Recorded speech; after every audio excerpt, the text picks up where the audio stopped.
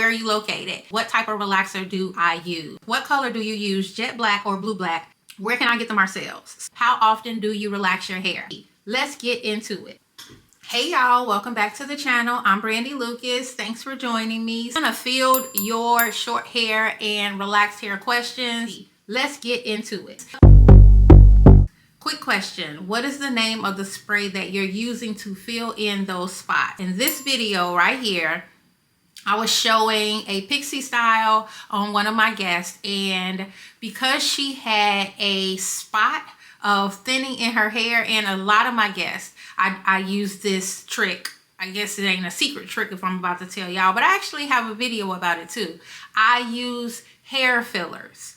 So hair fillers are little, they look almost like pepper coming out of the pepper shaker, but it's hair fibers and they adhere to your hair. So if you have spots in the crown, if you have spots on your edges that you can see through your hair to your scalp, hair fibers are an excellent way for you to fill it up so that you don't have to worry about if people are standing over you, can they see down to your scalp, or if you're having some issues where you're working on regrowing a spot, your edges and things like that. They are a game changer if you have areas in your hair that you need a little bit of camouflaging in because the areas are thin. Where can I get the Marcells? So I use a needle nose Marcel that I have had for at least 15 years, 10, 12, I really want to say 15. The particular iron that I use, I have not been able to find it. I found some dupes and they are not the same. They are just not making the irons the way that they would. So for those of you guys who are asking where you can find the iron, I don't know. If you find it, make sure you let your girl know because I'm looking for a replacement too. Mine is burnt up. Where are you located? My salon is called Pixie-ish Beauty Bar. Like my products, Pixie-ish. I'm all about this pixie life. It's located in Cedar Hill, Texas. That's just outside of Dallas.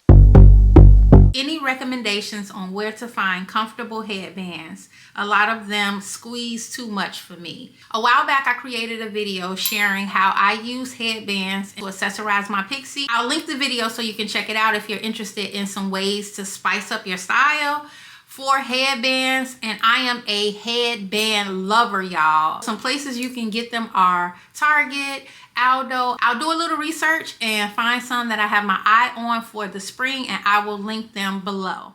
Of course, I create a lot of videos highlighting my short hair product and tool line, Pixie-ish Beauty, and y'all have all the questions, specifically about the molding mousse. Where can you purchase it?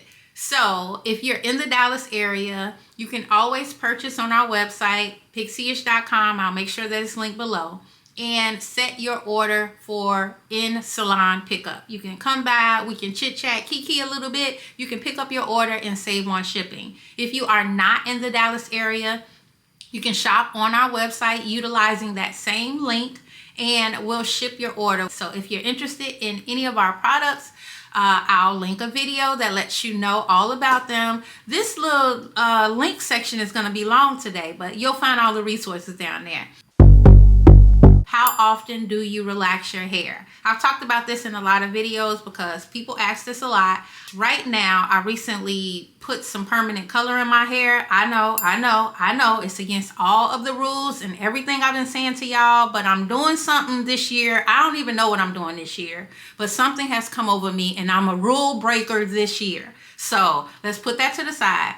My normal cadence for my relaxer depends on the length of my hair. When my hair is much shorter and I'm rocking what I call my micro pixie, I relax my hair a little bit more because I'm cutting it so often and I'm basically just dealing with new growth.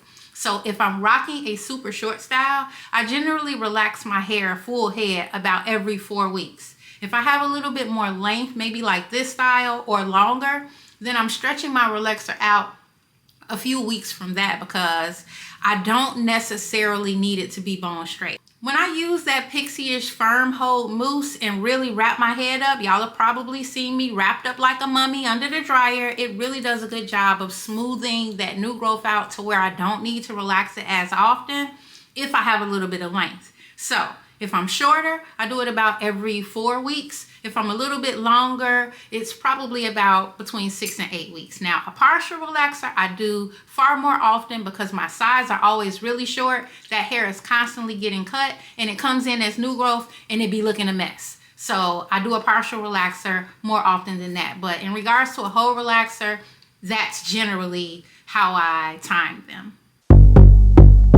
Somebody asked, what are those strips called? Many thanks. So a lot of my molding videos, when I'm highlighting the Pixie-ish molding mousse, I'm always using wrap strips.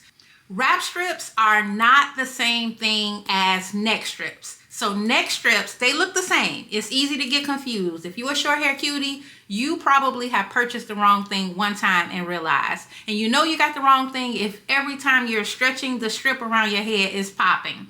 Those are neck strips. Those are used as a barrier between your neck and the cape when you're getting a service done.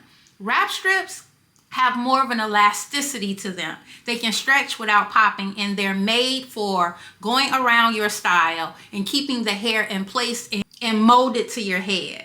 So wrap strips and neck strips are not the same thing. What you see me using in my video are wrap strips. They're designed to keep the hair in place as it dries once you create the mold using the molding mousse.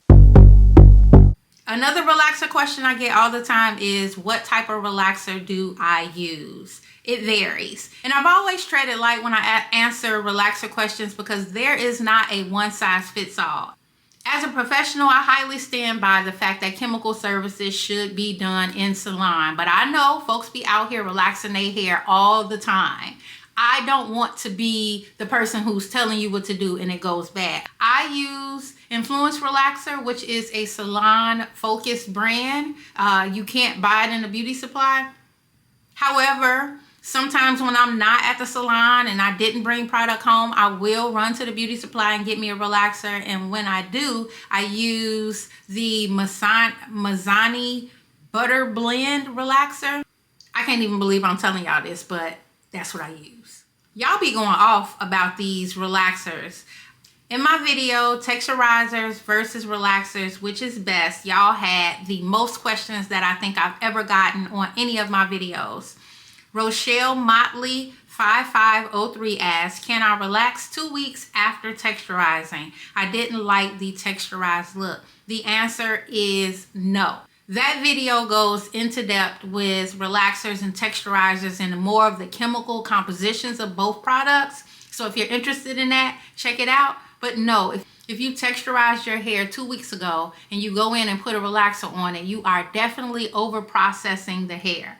There's a lot of misconceptions with people feeling like they're natural and they want to straighten their hair but not too straight, and like, so I'll get a texturizer. And I've even had guests come to me in consultation and say that somebody told them that they should get a texturizer.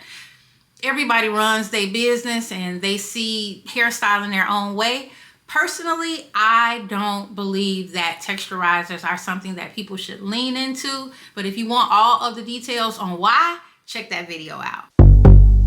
Can I use a do-rag in absence of wrap strips? Absolutely, you can if that's what you have around the house. But another thing that I stress and why I am team wrap strip all the way is because wrap strips are going to allow the hair to mold to your scalp. So all of the curves and all of the dimension and all of the detail that you add around your face, the strips are just going to lay right on top of that. They're thin enough to not impede on the side. If you throw a do-rag on, the do-rag got a line down the middle, so you're going to have this line down your mold. Then you got to like tie the knot on the do-rag, and then you can have that impression in the back. I want my stuff to be right because I don't want to have to do it over and over, and I don't want a whole lot of indentations in my mold, whether I'm styling my own hair or styling a guest. So you could use a do-rag if that's what you got at the house, but I highly suggest that you invest in wrap strips if you're rocking short hair because they are a difference maker. What color do you use, jet black or blue black, if you color your hair? Yes, I color my hair, I do, and when I'm rocking black, I use natural black. It's a 1N, and I don't use blue black because as that color starts to fade off, it leaves a blue tinge on the hair. I don't like blue base colors. I want the color to fade out, and I'd rather it just look like a dusty brown than to look blue. In an instance that if you're coloring gray, when that color rinses out a little bit or dies down a little bit, it will have that gray hair looking blue, and that's just not my vibe. So personally, I do a natural black so that when it wears off, it just gives like a dusty brown instead of having a blue cast to it. Carter CR21, hey girl, hey, asked, the struggle has been real for me. Do you mold it every day after a workout?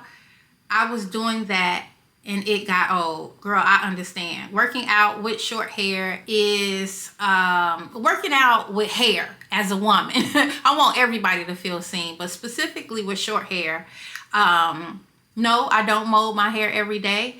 As I'm closer to my relaxer, I'm able to work out, keep my hair tied down really well, and fix what needs to be fixed once my hair is dry.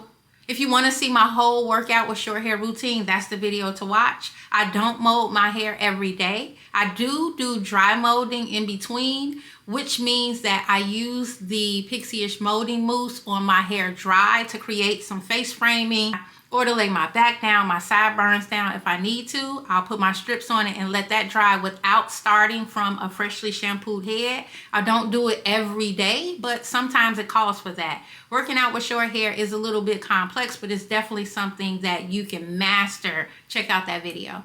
I didn't get to all of the questions, but we did put a good little dent in them. If you still have questions that I haven't answered, please drop them in the comments and I will get to them. I've referenced a lot of good short hair tea, and I want y'all to know where to find the answers to the questions that you've asked. Make sure you hit that subscribe button so that you don't miss any of the videos that are coming up. I'll talk to y'all real soon.